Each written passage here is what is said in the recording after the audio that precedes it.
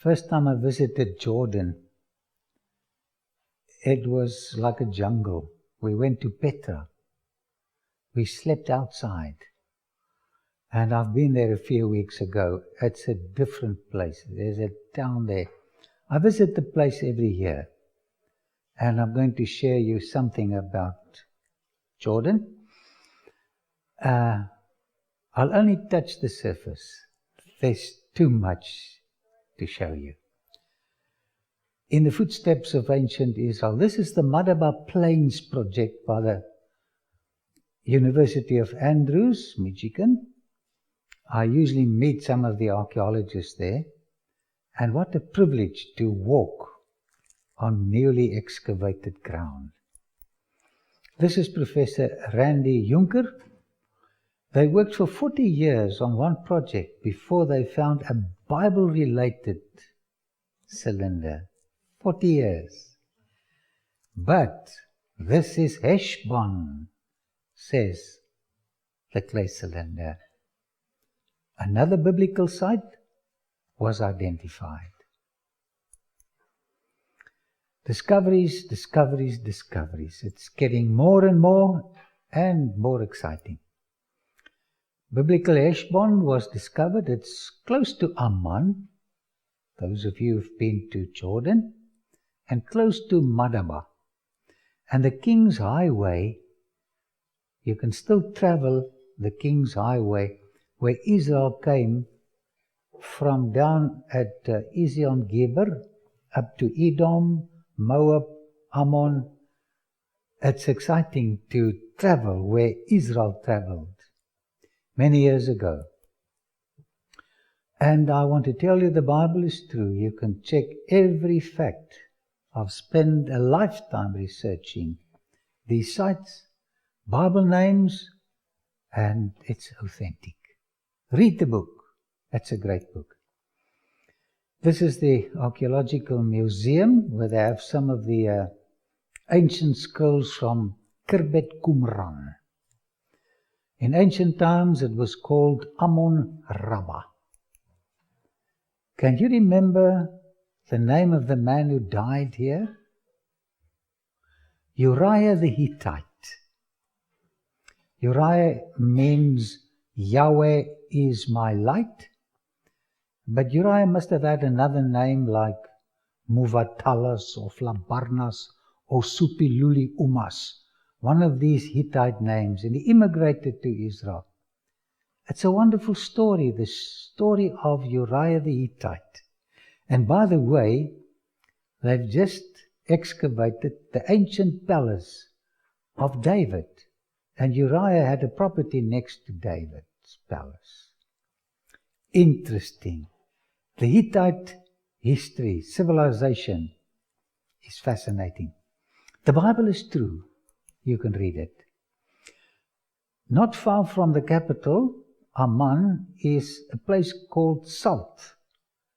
And this is the traditional burial place of Job. The man who wrote, "Though he slay me, yet will I trust him." A wonderful book, the book of Job, written by Moses while he was in the desert for 40 years. Nar means river, and Zerka means green river. It looks green, don't you think so? This is an exciting place. I take people to this site every time I visit Jordan. Because this is where Jacob wrestled with God. And this is just an illustration by two men. I like people to perform. And they like to be asked, you know. Jerash, one of the 10 cities, the Decapolis. Decas means 10 and polis city. And they've just discovered one of the 10 cities called Abila. They're still busy excavating it, and I walked there. So exciting. Ramta is the ancient Ramon Gilead.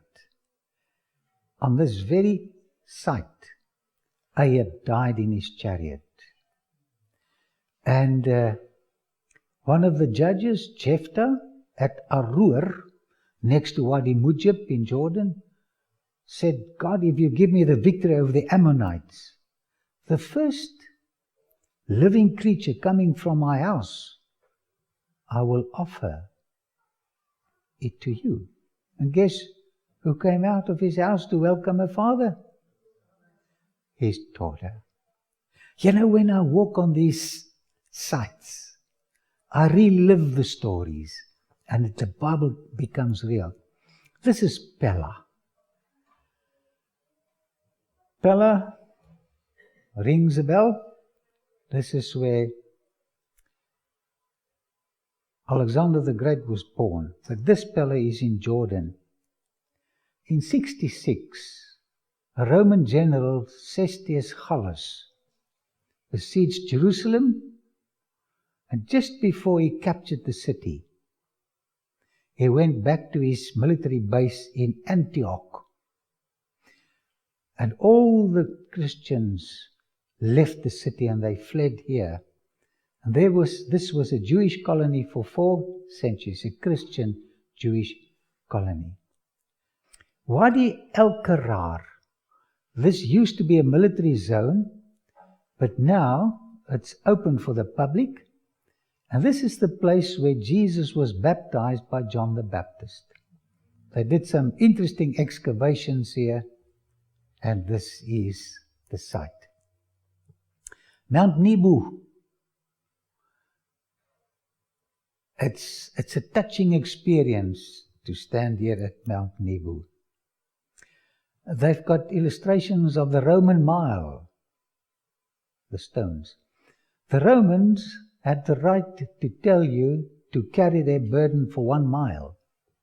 That was law. Jesus says, carry it 2 miles. By the way, there's not much traffic on the 2nd mile. So this is the milestone which Jesus speaks about.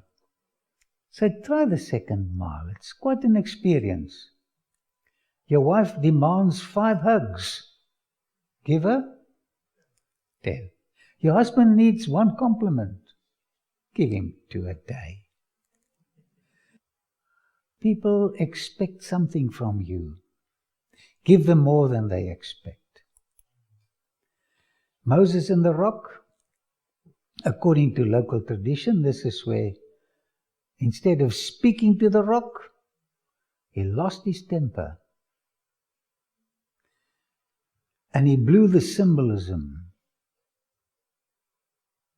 It's another story. But because of this, he couldn't enter the promised land. It's a touching story. He died in the arms of Jesus. He walked with him for 120 years. He said, please, Lord, I've come so far, let me go in. And when you stand up at Mount Nebo, you can see Jerusalem on a clear day. He wanted to go in. But he was resurrected, according to Jude 9. And Elijah was translated, and it's both in the geographical area, just a few kilometers or miles, as you call it here. But it all happened here, and they are representatives of those who will be translated when Jesus comes. That's Elijah and Moses, who will be resurrected. They spoke to Christ on the Mount of Transfiguration. Nebo, where Moses died. And every time I visit the place, I relive that emotional moment when he said goodbye to God. Araba means nothing. There is nothing in the Araba. It used to be the most beautiful place on the planet. The Bible says, like the Garden of Eden. Today you just find the Dead Sea there. It's dropping 1 meter a day. They're going to pump water from the Red Sea to fill the Dead Sea. the Sea of Galilee receives water from Mount Hermon, and it gives water to the Jordan. But the Dead Sea only receives. Don't be a Dead Sea. Be a Sea of Galilee. There's life when you give. There's death when you keep. What I have, I lose. What I give, I have. Wadi Kerak. Wadi is a dry river bed. And Bab means gate. Bab Edra is the ancient name of Sodom. Sodom and Gomorrah. Did Lot see these patterns on the rock? They've just excavated the gate where Lot sat when the two strangers came along. And Numeira, just a few kilometers away, the biblical Gomorrah. The Dead Sea is such a beautiful place to visit. It's the only place where I never went down. Lot's wife is still there. She lost a bit of weight, but there she is. So ladies, don't turn back. She missed her microwave and the fridge, etc., and she looked back and she turned into a pillar of salt. Watch out. This is the place where Lot fled into eventually. This is the place where the Ammonites and the Moabites were born, the two nations. The temperature goes up to 50 plus here in the vicinity of the Dead Sea.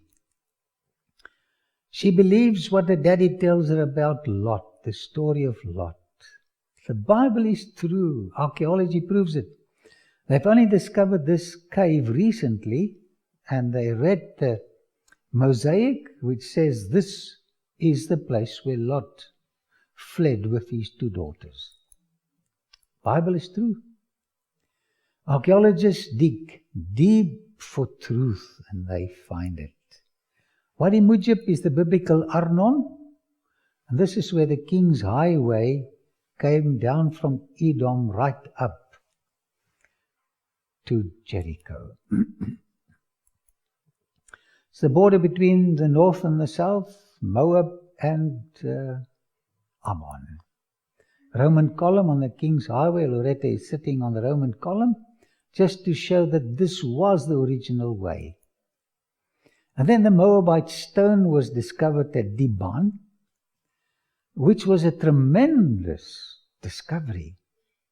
Because for the first time, the name of Ahab appears outside of the Bible. And this is what it says on the stone. I am Mesha. He was the Moabite king. And they read his name for the first time outside the Bible because the Bible mentions his name. Son of Chemosh, that was the god of the time, one of them. King of Moab. My father reigned over Moab 30 years, and I reigned after my father. Chemosh saved me from all kings and caused me to triumph over all my enemies. This is what they read on the stone.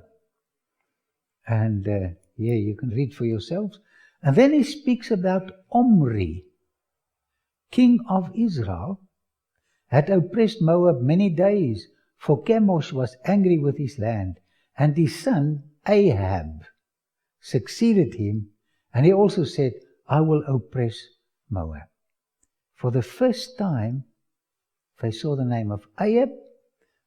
The tetragrammaton was on the stone, the name of God, Chemosh. It's wonderful. The Bible is true. They also discovered another stela. We've just been to the British Museum, the Kurk stela. This is a military account of a confrontation between Salmaneser III, the Assyrian king, and a coalition of nations at Karkar, next to the Orontes. And the king relates the history of the battle. And he mentions Ahab in Aramaic, Achabu Matzir Ilu, Ahab, the king of Israel. So Ahab's name was found on 2 different sites in the Middle East. Another discovery confirming the truth of the Bible. Satellite picture of the Dead Sea. Kerak was the biblical Kir Hareseth, according to Isaiah. Something sad happened here. Let me read it to you. 2 Kings 3:25-27.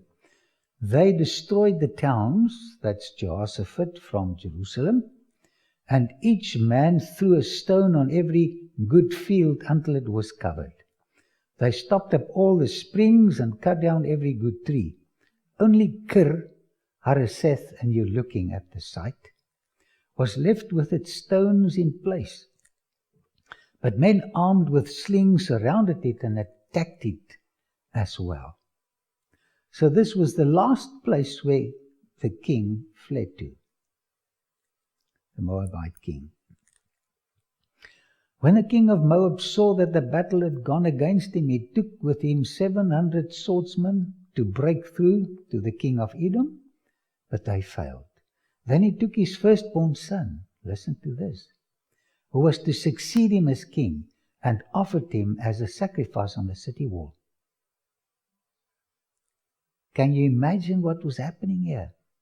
The fury against Israel was great. They withdrew and returned to their own land.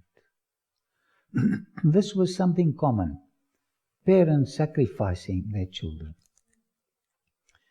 During the orgies of the Canaanites, this is what happened. That's why the Lord said, wipe them out. For centuries they practiced this. And somewhere God has got to say, this is the end. And this is where the tragedy took place. Today there's a huge castle, the largest in the world, and same stones, but right on top, the tragedy took place. Triclinium, it's called, as you walk down to Petra. Why was Israel expected to destroy these pillars? This was a phallic symbol. Petra was discovered by Burckhardt, and this is not Burckhardt on a donkey. In 1812, he learned the language because nobody knew where was Petra. The Bible speaks about the place, but nobody knew it was a lost city. So he said, I wanted to visit the tomb of Nebi Aaron. They let him in, and for the first time, a Westerner walked into Petra. And today, millions of people visit the site every year. It is so beautiful. The Sikh is just 1.2 kilometers, and you're looking at the most beautiful colors as you walk down. And if you're tired, you can get onto a one-horse car, which will take you to the entrance of the city. But as you move down, you just look at the beauty of the place. Look at this. Awesome. This is a picture of a camel, which was discovered here. They excavated and they found this camel. So as the people came into the city, different deities of different countries were on both sides of this small little channel, and they could worship their gods. Look at this. Beautiful. The rose-red city, half as old as time. I've got thousands of these slides. Every year I just become trigger happy and I take pictures of Petra. The sun brings out the different shades of color. It depends on what time of the day you visit the place. By looking at the beautiful things in life, the journey feels a little shorter. Look at this. And then at the end of the Sikh, suddenly you see this beautiful place, calling you to come a bit closer. Aretas the fourth, mentioned by 2 Corinthians, built this beautiful edifice. He was a contemporary of Paul, John the Baptist, and of Christ.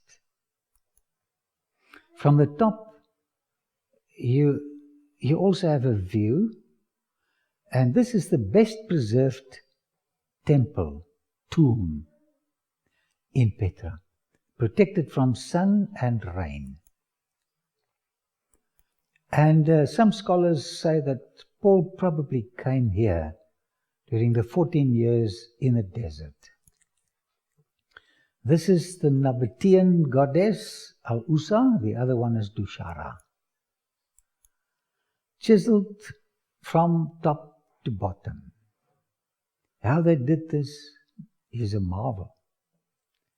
Because you cannot make a mistake here. I found one building that was stopped. Something went wrong. They didn't do their job too well. But this is a masterpiece. By the way, do not resist the chisels of life. Have you ever experienced the chisels? Maybe a nagging wife? Leave it alone. Leave it alone. You need that chisels. And ladies, I know he's not the man that you really wanted. I know he's not very neat, but accept the chisels. Something beautiful will eventually come out of it. But don't divorce one another. Michelangelo once was working on a big piece of marble, and the servant girl who brought him the chisels walked up and down. And eventually an angel appeared. And she said, "Mr. Angelo, how did you know that there was an angel in the rock?" Ladies, we men are rocks. The angel is just about to appear. Keep on chiseling at us. Another beautiful, silence is golden. Shakespeare hasn't got vocabulary to describe the beauty of Petra. This is the ceiling of a house. You never have to paint it. It's there permanently. Loretta says, "Let's go." She attends me to Petra regularly. We don't need a donkey. I once took a lady of 83 years, and on one of the corners, the donkey fell. And they couldn't get the donkey up, but this old lady got up. This was so funny.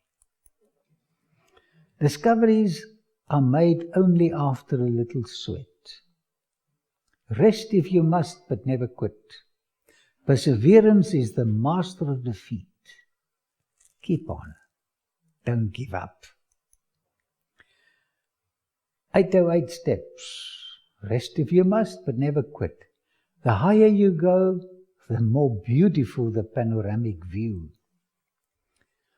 Right on top is Archaeological temple, and my poor friend Walter Fight, just look at him there. He's exhausted. I took a donkey, and I passed him on the way, and he stood there. It's my only best friend. Some scholars say this is the tomb of Miriam, and this is what Josephus also says. The largest in Petra. Exodus 15:21. The lady who was buried here wrote the song, "Sing to the Lord, for he is highly exalted." She wrote this poem just after they went through the Red Sea. The horse and its rider he has hurled into the sea.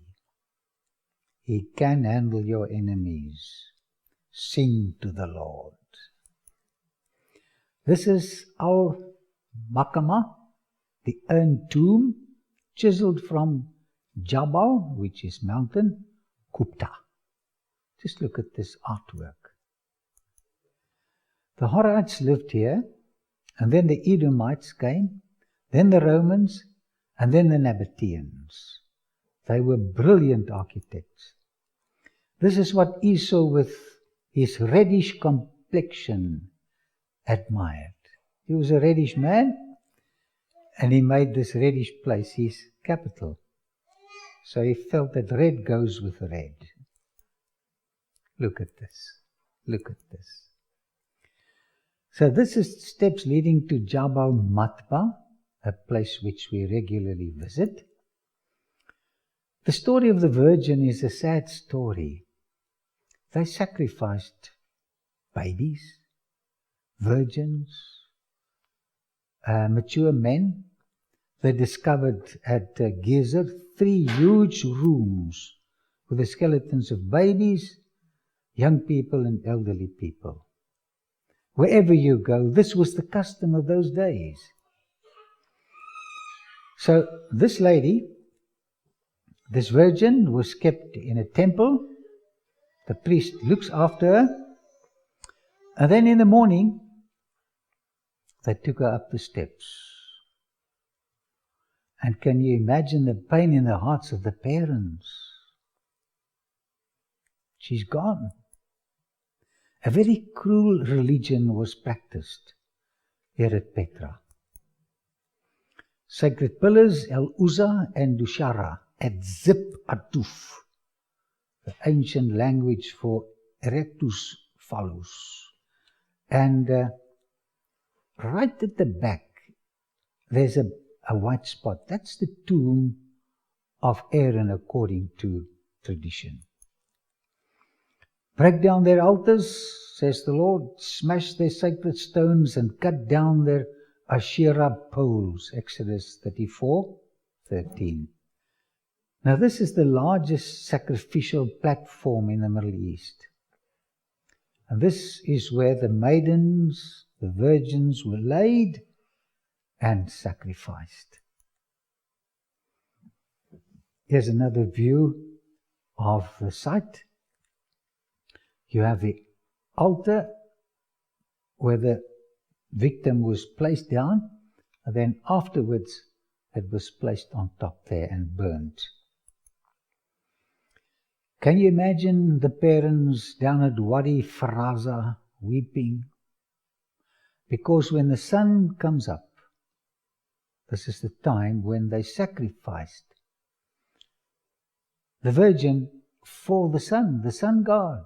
Those gods were cruel, and that's why God said, do not be polytheists. Do not worship these gods.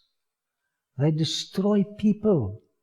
There's only one good God, and that's the God who created me and whose Son died for me. So the priest was watching one of the pillars to see when the sun touches the pillar, he would put his knife into her bosom, rip out the heart. And as Walter Fight points out, this is where the heart was placed in the disk, the sun disk, to appease the angry sun gods. What a sick religion. And then she was burnt at this place. There are only two gospels, the true and the false. The one gospel says, you are saved not because of what you've done, but because of what Christ has done for you. Rest in salvation outside of you.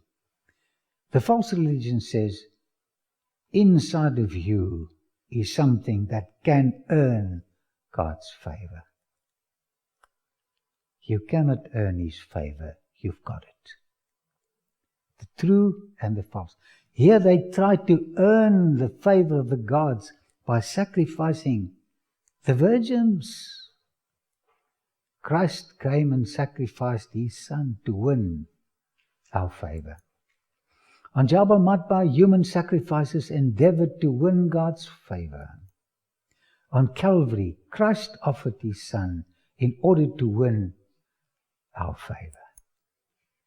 Shrills up at Jabal Matba, and then silence. And their beloved young daughter was gone. And after the ceremony, they washed their hands in the sacred pool, and they felt all right for another year. What were the sins of Petra?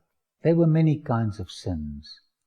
But I want to just point to you one sin. Obadiah 1:3 says, "The pride of your heart has deceived you." Sometimes we become proud. Pride may deceive you. You live in the clefts of the rocks and make your home on the heights. You say to yourself, "Who can bring me down to the ground?" I'm such a wealthy person, such a talented person, such a beautiful woman. Who can bring me down? We've got a poet in South Africa, he's dead now. He says, "Oor alles hou die wurm wag." It means the worm is watching over you, is waiting for you. We're just dust. Humility is a virtue. Be humble. Proud people become cruel people. Obadiah saw what you see when he wrote this book in a vision. Prophecy, pride may destroy Petra. God was speaking to them, break with the sin of proudness. Break with it, because it's going to destroy you. You know, people who think a lot of themselves are very unpleasant people. Have you experienced it? Humble people are acceptable, and they accept you. Jabal Kupta, verse 4 says, "Though you soar like the eagle and make your nest among the stars, from there I will bring you down, declares the Lord." Rather let Him take you up than you taking up yourself. Edomite oil lamps, they've discovered this at al-Bayara at Petra, one of the mountains. Prophetic rejection removes the flame of hope. The prophet pled with them, they rejected the message, and the Edomites are gone. They're gone. You just see the ruins at Petra. Petra became a city of silence. The Lord predicted this, and all that happened, the trade routes changed, and it died economically and became a ghost town. Petra was a place of pain and death. Aretas, the king, rules from 8 BC to 40 AD. Now this is an interesting date, because you have a few interesting characters in this time, and you can read it for yourselves. What happened during this time? Well, an archaeologist, and this is his name, Nathanael, discovered the name of Aretas, who ruled here, and his wife and his daughter. Both the mother and daughter had the same name, Huldu. And you can see it on the coins in a museum at Amman. This is the beautiful Umayyad Mosque. This is the shrine where they believe the head of John the Baptist was placed. Now, Aretas tried to kill Paul in Damascus. Let's read it. 2 Corinthians 11, 32, 33. In Damascus, the governor under King Aretas had the city of Damascus guarded in order to arrest me, but I was lowered in a basket from a window in the wall and slipped through his hands. So King Aretas, and you saw that beautiful, they call it El Kazna Faroun, as you enter the seat into the city. So now you can couple something from Petra to what happened in Damascus with Paul. And this is the city gate and the place from which Paul escaped. through a basket. It must have looked funny, eh? You usually have bread in a basket, but here Paul comes down in a basket. And inside the little museum, you can see the basket and you can get into the basket. And people take pictures of you. I've got a picture of myself in the basket. But when my daughter looks at it, she laughs at me. Aretas ruled from 38 to 40 AD in Damascus. And this is also an interesting date. This is Mukavir, this green hill. It was originally built by Herod the Great. He was a great builder. Masada was built by him. Caesarea. He had many, many wonderful, great buildings. And in Jerusalem too, you can see the Kotel Tunnel, where they've extended the Wailing Wall to the Via Dolorosa. One of the stones weighs 750 tons. He was a magnificent builder. And he built a fortress here, he built one in Masada. Now, why did Herod Antipas visit Princess Hulda of Petra? Because when the old man died, the son inherited this fortress. Why does a young man visit a young lady? To visit her intellectually? No, they're too romantic when they're young. Anyway, he fell in love with Huldu, the daughter of King Aretas IV. His Nabatean name is Harit IV. They got married. This is what happens eventually. And they were happily married for 25 years. And then he went to Rome for business. And he visited his brother, Philip. And he took his sister-in-law, I think, to McDonald's near the Colosseum. And this is where it all began. He came back and he said to Huldu, I don't love you anymore. You know, this is the old story. I do so much counseling and he says he doesn't love me anymore. And when she says that, I know exactly what has happened. At the age of 50, he fell in love with his brother's wife, Herodias. She went back, this is Hulda, to beautiful Petra, but with not such beautiful memories. Suddenly, the marriage was gone. How sad. How did this affect her parents? You know, when your child divorces, you go through a divorce as well. And Petra became a city of pain. Have you experienced the pain of rejection? You know, this is one of the worst kinds of pain you can experience. Somebody rejecting you. Not only a spouse, but society, friends. Did she think of John the Baptist to try to save their marriage? Because every time Herod Antipas went to Tiberias, he had to pass the place where John the Baptist preached and baptized. And John the Baptist had the courage to tell him, King Herod, what you're doing is not right. Take your wife back. And Mrs. Herodias didn't like this. And you know the story. Right on top of Mukavir, Machaurus, I took a picture of this cistern or cell. I don't know what it was at Mukavir. This is the place where John was beheaded. I love the story of John the Baptist. He was such a strong man.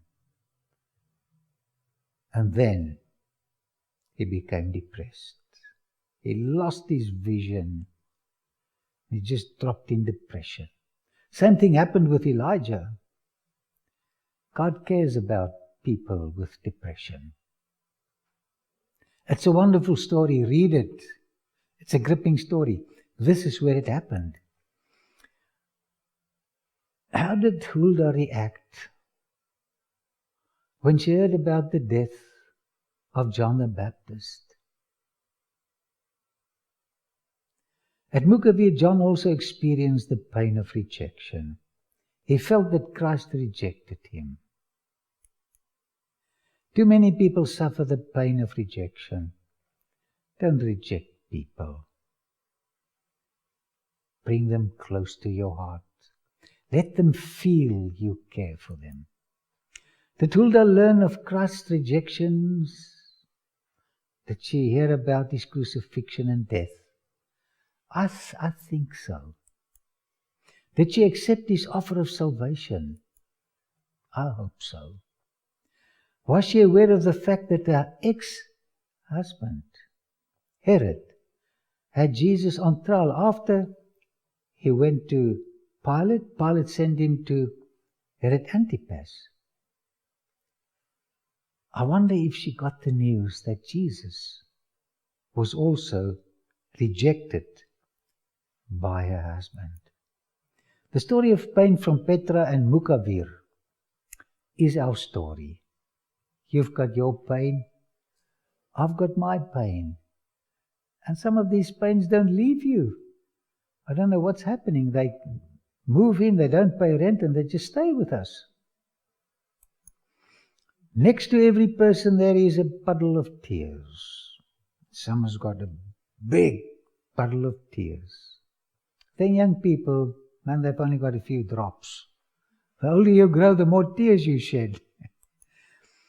Revelation 21 verse 4 says, He will wipe every tear from their eyes. He's going to take out his handkerchief of comfort. He's going to wipe it all away. I'm looking forward to that day.